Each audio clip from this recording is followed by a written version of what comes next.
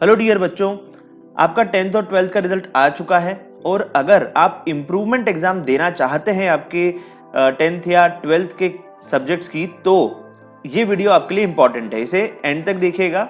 CBSE ने एक circular जारी किया है अगस्त 2 को, जिसके अंदर ये पूरी डिटेल दी हुई है कि कैसे और कौन एलिजिबल है कंपार्टमेंट या इम्प्रूवमेंट एग्जाम देने के लिए।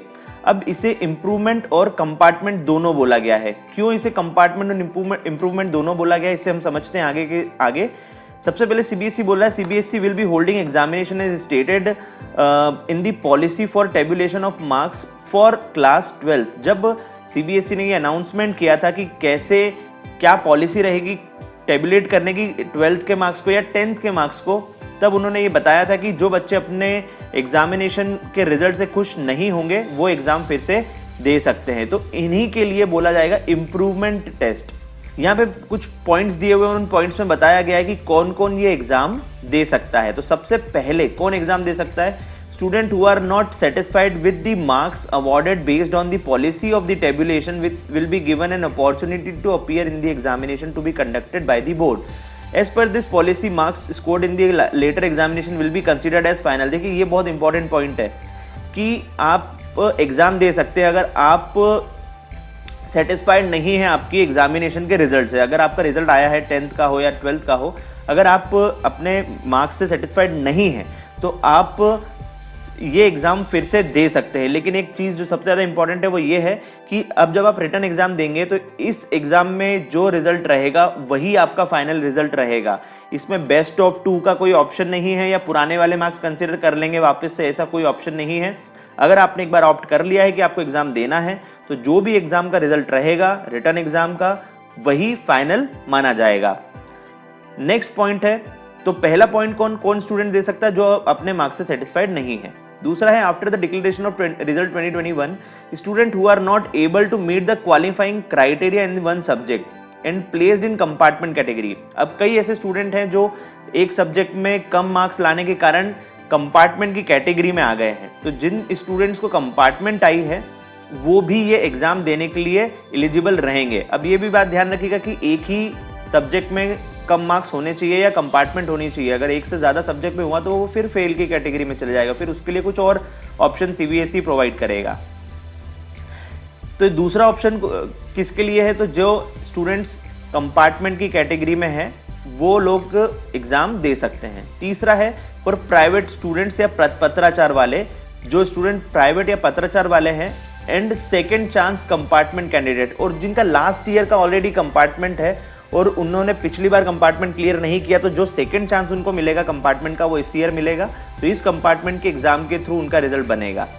तो ये लोग जो हैं पत्राचार वाले, प्राइवेट वाले और सेकंड चांस कंपार्टमेंट वाले स्टूडेंट्स, वो ये वाली एग्जाम को दे सकते हैं।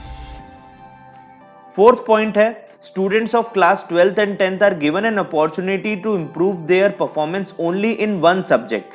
अब देखिए कि आपको अगर अपना रिजल्ट इंप्रूव करना है सिर्फ एक सब्जेक्ट में, तो आप कंपार्टमेंट एग्जाम दे सकते हैं only in one subject in the compartment examination in compliance of the information communication vide letter. जो सीबीएसई ने ये डेट 16/3/2021 सर्कुलर रिलीज किया था, उसमें बताया था कि कौन कौन स्टूडेंट्स है जो इम्प्रूवमेंट, अगर अपने किसी एक सब्जेक्ट में इम्प्रूवमेंट देना चाहते हैं तो वो इम्प्रूवमेंट एग्जाम देके अपना रिजल्ट और अच्छा कर सकते हैं। तो better of the 2 marks obtain in the subject will be considered for the declaration of result. और इस केस में यहाँ पे जो स्टूडेंट अभी रिटन एग्जाम में मार्क्स लेके आएगा वो, और जो ऑलरेडी उसको मिल चुके हैं वो, उन दोनों मार्क्स में से जिसमें बेटर नंबर आएंगे वही रिजल्ट फाइनल माना जाएगा। ये किसके लिए है? ये उन स्टूडेंट्स के लिए जिन्होंने पहले से ही इंप्रूवमेंट एग्जाम के लिए फॉर्म फिल किया हुआ था, लास्ट ईयर वाले स्टूडेंट्स, तो उनके लिए ये वाला सर्कुलर है। Now accordingly for all the above categories candidate CBSE has proposed to conduct examination between. अब देखिए जितनी भी कैटेगरी सीबीएसई की यहाँ पे हमने बताई है उसमें जो एग्जाम होगी वो 16/8/2021 से 15/9/2021, मतलब 16 अगस्त से लेके 15 सितंबर तक ये एग्जाम हो सकती है। इनके बीच में ये एग्जाम हो सकती है। अब क्लास 12th के लिए जो सब्जेक्ट है, क्योंकि सारे सब्जेक्ट्स के अंदर एग्जाम नहीं होगी, जो इम्प्रूवमेंट एग्जाम है वो सिर्फ इन्हीं सब्जेक्ट्स के ऊपर रहेगी।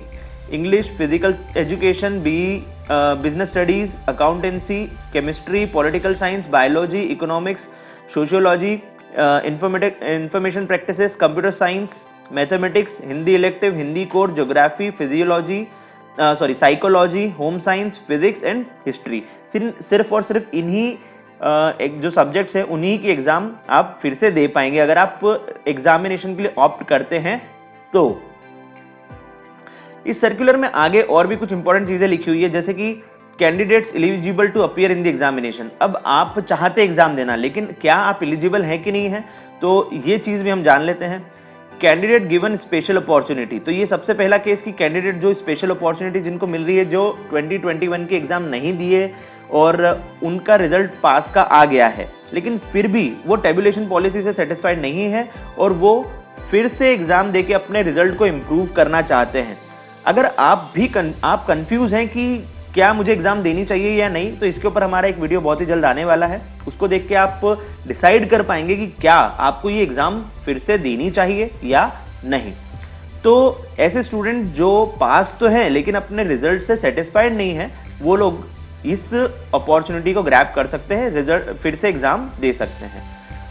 नेक्स्ट है प्राइवेट, तो ये उसी को इलॉबरेट किया हुआ है यहाँ पे कि कौन कौन स्टूडेंट एग्जाम दे सकते हैं, किन किन को फैसिलिटी मिली हुई है एग्जाम देने की। तो यहाँ पे पूरा इलॉबरेट किया हुआ है उसने कि कौन कौन स्टूडेंट है जो एग्जाम दे सकते हैं, चाहे वो पत्राचार वाले हों, चाहे प्राइवेट वाले हों, या सेकेंड चांस ऑफ कंपार्टमेंट वाले कैंडिडेट्स हों। तो ये वो जो स्टूडेंट्स हैं जिन्होंने अपना इंप्रूवमेंट टेस्ट भरा है, तो इंप्रूवमेंट वाले भी एग्जाम दे सकेंगे इस वाली री एग्जामिनेशन वाले शेड्यूल के टाइम पे। अब यहाँ पे एक तीसरा पॉइंट है कि ऐसे स्टूडेंट जिनको कंपार्टमेंट आ गई है 2021 के, जैसे कई स्टूडेंट ऐसे हैं जैसे जिनके जो क्वालिफाइंग कैटेगरी थी 33 मार्क्स अगर लाना जरूरी थे, तो 33 मार्क्स अगर वो बच्चे नहीं स्कोर कर पाए स्कूल के रिजल्ट बनाने के बाद भी, तो वो स्टूडेंट को एग्जाम देनी ही पड़ेगी क्योंकि वो कंपार्टमेंट की कैटेगरी में आ गए हैं, तो इसलिए उन लोगों को एग्जाम देनी ही पड़ेगी और इसलिए वो भी एग्जाम दे सकते हैं यहाँ पे। ठीक है, आगे Who has to pay examination fees. अब आपको एग्जामिनेशन फीस देनी है या नहीं, तो सारी कैटेगरी जो हमने ऊपर बताई है उनमें से सिर्फ और सिर्फ एक ही कैटेगरी वाले स्टूडेंट्स को एग्जाम देनी है जिन्होंने लास्ट ईयर एग्जामिनेशन फीस भरी थी और इंप्रूवमेंट टेस्ट के लिए ऑप्शन मांगा था, उन्हीं को सिर्फ फी पे करनी रहेगी। बाकी सभी स्टूडेंट्स को फी पे नहीं करनी, क्योंकि जिनका इंप्रूवमेंट टेस्ट है, जो ऑलरेडी एग्जामिनेशन जिनका स्कूल ने बनाया मॉडरेशन पॉलिसी के थ्रू, वो तो एग्जाम फीस ऑलरेडी पे कर चुके हैं। जो पत्राचार वाले रहते हैं या सेकंड चांस कंपार्टमेंट वाले रहते हैं या प्राइवेट स्टूडेंट रहते हैं, उन्होंने भी फी पे ऑलरेडी कर दी है। तो अब किन्हें फी पे करनी है? जो 2020 के रिजल्ट वाले स्टूडेंट हैं, जिनका रिजल्ट 2020 में बना था, 2020 में बना था, उनको अगर अपने सब्जेक्ट्स में इंप्रूवमेंट चाहिए तो वो एग्जाम फीस भरेंगे और वो एग्जाम दे सकते हैं। नेक्स्ट है इंफॉर्मेशन अबाउट एग्जामिनेशन सेंटर। अब देखिए, information about examination center, तो CBSE will holding compartment examination at the designated centers in the country and foreign countries abroad. Centers will be fixed keeping in view the COVID protocol and student will also be required to follow the same strictly। मतलब जो centre बनाए जाएंगे वो centre students की strength को देख के बनाए जाएंगे, कहाँ पे कितने स्टूडेंट हैं उस हिसाब से सेंटर्स बनाए जाएंगे। किसी भी स्टूडेंट को बहुत ज़्यादा डिस्टेंस ट्रैवल करके नहीं जाना पड़े, उस हिसाब से जो सेंटर्स है वो बनाए जाएंगे, क्योंकि अभी ये सब चीज़ें फिक्स नहीं है कि कितने स्टूडेंट्स एग्जाम देना चाहते हैं और अभी तक CBSE ने इसके लिए कोई ऑफिशियल अनाउंसमेंट भी नहीं किया है कि आपको कैसे जो इम्प्रूवमेंट एग्जाम है उसके लिए फॉर्म फिल करना है। तो अभी तक ऐसा कुछ भी डिटेल सामने नहीं आया है, इसलिए CBSE ने अभी भी जो सेंटर्स है उसके बारे में नहीं डिस्क्लोज किया है कि कौन कौन से सेंटर्स होंगे, कितने सेंटर्स होंगे, और भी जो गाइडलाइंस होती है वो अभी नहीं बताई है और बहुत ही जल्द ये गाइडलाइंस भी CBSE रिलीज कर देगा। CBSE and question paper design, candidate will be examined only in reduced syllabus as per prescribed of the year examination. मतलब जो बताया गया था, जो लेस रिड्यूस किया था सिलेबस को, उसी के अकॉर्डिंग आपका जो पेपर होगा वो बनेगा। The design of the question paper will be similar to the sample question paper uploaded for 2021 examination on the board's website। जो बोर्ड ने अपनी वेबसाइट पर सैंपल पेपर अपलोड किए थे, जो चेंज पॉलिसी थी, जो चेंज पैटर्न था, CBSE ने जो चेंज किया था पैटर्न को, उसके अकॉर्डिंग जो सैंपल पेपर अपलोड किए थे उसी के अकॉर्डिंग आपकी ये वाली एग्जाम भी होने वाली है। तो आप अपनी प्रैक्टिस जो है वो उन्हीं पेपर के थ्रू कर सकते हैं। Duration of the question paper will be similar as it is mentioned in the sample question paper. तो सैंपल क्वेश्चन पेपर में आपको मेंशन्ड है वही टाइम भी रहेगा आपके क्वेश्चन पेपर का, ठीक है। अब रिजल्ट प्रिपरेशन, ये बहुत इंपॉर्टेंट चीज है, इसको समझना बहुत ज्यादा जरूरी है। ये सबसे ज्यादा इंपॉर्टेंट पार्ट है इस पूरे वीडियो का, ठीक है। क्यों है इसको समझिए कि आप एग्जाम तो दे रहे हैं, लेकिन अगर आपने इंप्रूवमेंट एग्जाम दिए लेकिन आपके एग्जाम के रिजल्ट पे कंपार्टमेंट लिखा आ रहा है, इंप्रूवमेंट लिखा आ रहा है या सेकंड चांस कंपार्टमेंट लिखा आ रहा है, जो भी चीज लिखी आ रही है उसी से आपकी पहचान की जाएगी, चाहे आप 10th के हो चाहे 12th के स्टूडेंट हो। तो ये बहुत ज्यादा जानना जरूरी है कि अगर आप एग्जाम देते हैं तो उसका रिजल्ट पे क्या इंपैक्ट होता है। तो सबसे पहला उसने बोला है कि the CBSE is conducting examination only in main subjects in class 12th, hence result of the subject whose examination is not being conducted will be prepared based on the assessment policy approved by Honorable Supreme Court in India 2020 wherever applicable. However, this scheme will not be applicable for candidates registered for the improvement of the performance in one or more subjects. देखिए क्या बोला उसने, CBSE conducting examination only in the main subject. अब सिर्फ main subject में ही exam CBSE conduct करवा रही है। Hence the result of the subject whose examination is not been conducted will be prepared based on the assessment policy. तो जो assessment policy दी है, जिसे किसी सब्जेक्ट का रिजल्ट या एग्जामिनेशन नहीं हो रहा है, तो उसका रिजल्ट कैसे बनेगा। अगर आपका रिजल्ट नया बनेगा तो कैसे बनेगा, तो जिनकी एग्जाम हो रही है उनका तो मार्क्स आपको मिल जाएंगे, लेकिन जिसकी एग्जाम नहीं होगी उसका जो असेसमेंट पॉलिसी है उसी के थ्रू रिजल्ट बनेगा, उस सब्जेक्ट का उसी असेसमेंट पॉलिसी के थ्रू रिजल्ट बनेगा। और यहां पे एक और चीज बताइए कि however this scheme will not be applicable for the candidates registered for the improvement of performance in one or more subjects। जिन्होंने एक या एक से ज्यादा सब्जेक्ट के लिए ऑप्ट किया है उनके लिए सेम चीज एप्लीकेबल नहीं है। ये वो स्टूडेंट है जिन्होंने लास्ट ईयर अपने आप के रिजल्ट को इंप्रूव करने के लिए रजिस्टर्ड किया था अपने आप को। नेक्स्ट है availability of portal for registration. Portal जो है वो कब ओपन होगा, तो देखिए यहाँ पे इंपॉर्टेंट न्यूज उसने बताई है। The portal will be made available soon for registration for the candidate who are not satisfied with the result prepared on the base of tabulation policy 2021 wish to improve their performance. जो अपने performance को improve करना चाहते हैं, जो tabulation policy से खुश नहीं है, सेटिस्फाइड नहीं है, तो उनके लिए बहुत ही जल्द जो पोर्टल है जिससे आप रजिस्ट्रेशन कर पाएंगे वो ओपन हो जाएगा बहुत ही जल्द। The student whose result have been prepared based on the tabulation policy in 2021 and placed in the compartment, और जिनको कंपार्टमेंट आई है अभी ये वाली एग्जामिनेशन में, चाहे 12th के चाहे 10th के स्टूडेंट हो, उनके लिए भी ये पोर्टल ओपन हो जाएगा। Automatically allowed to appear in the examination. अब ऐसे कौन से स्टूडेंट है जो ऑटोमेटिकली अप्लाई हो चुके हैं, जो जा चुके हैं उस पर्टिकुलर एग्जामिनेशन की कैटेगरी में जो होने वाली है, उनको कोई अलग से रजिस्ट्रेशन करने की जरूरत नहीं है। तो कौन है वो स्टूडेंट्स, तो candidate whose result could not be appeared in the base on the basis of tabulation policy in 2021 will be automatically allowed to appear in the examination.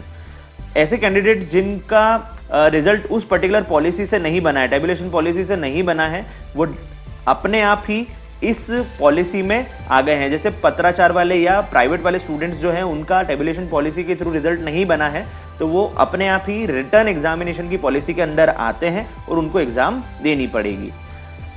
अब ये students are requested to kindly remain in touch with their school and CBSE website for the regular update so that they can take appropriate action within the schedule fixed by the CBSE as no extension in any date will be allowed.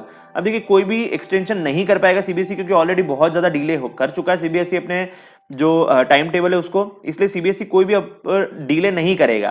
तो यहाँ पे कोई भी extension नहीं मिलेगा, तो आप CBSE की वेबसाइट को या अपने स्कूल से रेगुलर टच में रहें, ताकि कोई भी नया अनाउंसमेंट होता है या पोर्टल ओपन होता है तो उसकी जानकारी आपको ऑन टाइम मिल जाए। तो यही थी इन्फॉर्मेशन। अगर आप ये जानना चाहते हैं कि क्या आपको फिर से एग्जाम देनी चाहिए या नहीं देनी चाहिए, तो इसके लिए हमारा एक वीडियो बहुत ही जल्द आने वाला है, तो आप उस वीडियो को भी देख सकते हैं हमारे चैनल को सब्सक्राइब करके, और बेल आइकन को दबाएंगे तो आपको as soon as we upload the video आपको उसकी इन्फॉर्मेशन मिल जाएगी। ऐसी और भी इन्फॉर्मेशन पाने के लिए, ऐसे इन्फॉर्मेटरी वीडियोस पाने के लिए आप हमारे चैनल को सब्सक्राइब कर सकते हैं। So thank you so much for watching this video.